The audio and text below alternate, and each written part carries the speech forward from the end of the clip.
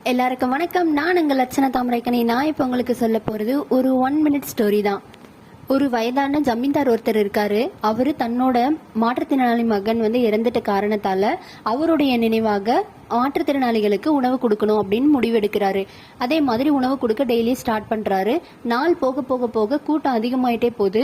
அதிகமாகும் போது தன்னுடைய மொத்த சொத்துக்களை வித்தா கூட அவங்களுக்கு சாப்பாடு போட முடியாத மாதிரி ஒரு சூழ்நிலை ஒரு தடவை வருது. உடனே இவர் என்ன பண்றாருன்னா யோசிச்சுட்டு இருக்கிறாரு.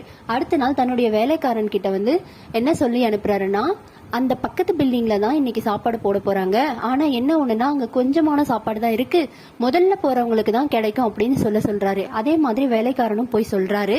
அங்க சொன்ன உடனே அங்க இருந்த கூட்டம் எல்லாம் வேகமா முந்தி அடிச்சுக்கிட்டு ஓட ஆரம்பிச்சிடுறாங்க.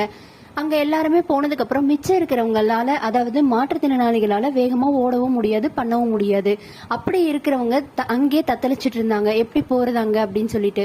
அவங்கள மட்டும் செலக்ட் பண்ணி இவங்களுக்கு மட்டும் இனிமேல் சாப்பாடு கொடுங்க அப்படின்னு முடிவெடுக்கிறாரு அந்த ஜமீன்தார். இந்த கதையோட கருத்து என்னன்னா, நம்ம உதவி செய்யணும்னு நினைக்கிறது முக்கியம் கிடையாது, சரியானவங்களுக்கு தான் அந்த உதவி போய் சேருதுன்றதையும் நம்ம தான் பார்க்கணுன்றதுதான் இந்த கதையோட கருத்து. இந்த தகவல் உங்களுக்கு பிடிச்சிருந்தா நம்ம ஏடிஎஸ் ஹாப்பி வேர்ல்டு சேனலை சப்ஸ்கிரைப் செய்து கொள்ளுங்கள். நன்றி.